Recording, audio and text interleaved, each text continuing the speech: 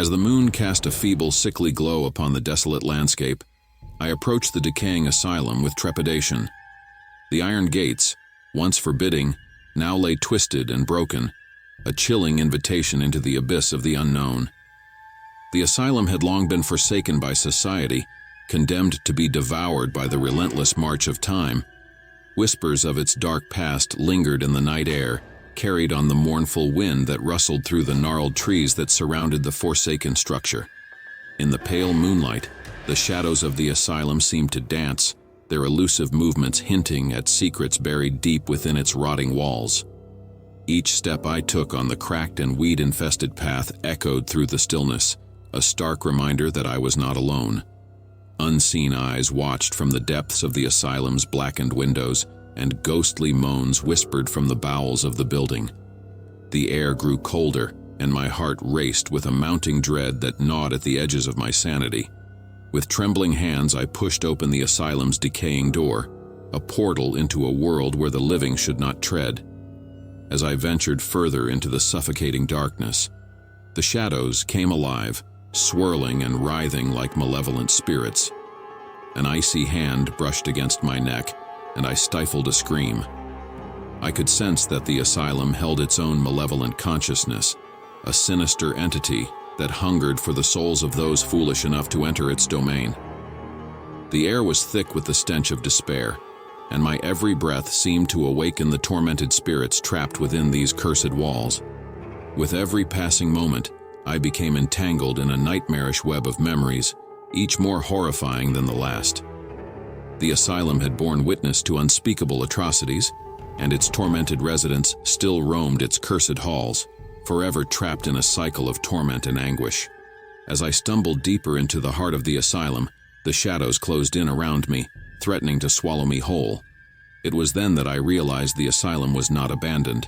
It was alive with the malevolent energy of the damned. I could feel their cold, clammy hands reaching out for me, their agonized whispers echoing in my ears. In that dreadful moment, I knew that I was not alone in the asylum's darkness, and that the shadows held secrets far more terrifying than I could ever have imagined. And so, I remained trapped in the nightmarish embrace of the asylum, my screams merging with the anguished cries of the forgotten souls who had come before me, forever lost in the eternal shadows of the abandoned asylum. My heart pounded like a frantic drum, its rhythm matching the dissonant symphony of the asylum's tortured souls. There was no turning back now. I was a prisoner in this macabre nightmare, a trespasser in a realm where the living should never dare to tread. The flickering glow of a dying lantern barely illuminated the corridor ahead, revealing flickering specters that danced at the periphery of my vision. Each step felt like an eternity, as if the very fabric of time had unraveled within these cursed walls. As I ventured deeper into the asylum's labyrinthine passages, I stumbled upon a forgotten chamber. Its door, half ajar, beckoned me inside with a malevolent allure. Against my better judgment, I entered. The room was a nightmarish tableau frozen in time. Tattered, moldy wallpaper clung to the walls, adorned with faded photographs of patients whose hollow eyes seemed to follow my every move. Broken furniture lay strewn about, overturned chairs and shattered mirrors reflecting fractured images of despair. In the corner of the room, a tattered journal lay open on a rotting wooden desk. It was the diary of a long-forgotten doctor who had once presided over this asylum of horrors. The entries were a chilling chronicle of his descent into madness as he experimented on his patients, subjecting them to unspeakable torments in the name of science. As I read, the words seemed to come to life, the doctor's unhinged ramblings echoing in my mind. He had believed that by unraveling the mysteries of the human mind, he could achieve godlike power, but instead, he had unleashed a malevolent force that now held sway over the asylum. A sudden bone-chilling gust of wind extinguished my lantern, plunging me into pitch-black darkness. Panic seized my chest as I fumbled for a source of light.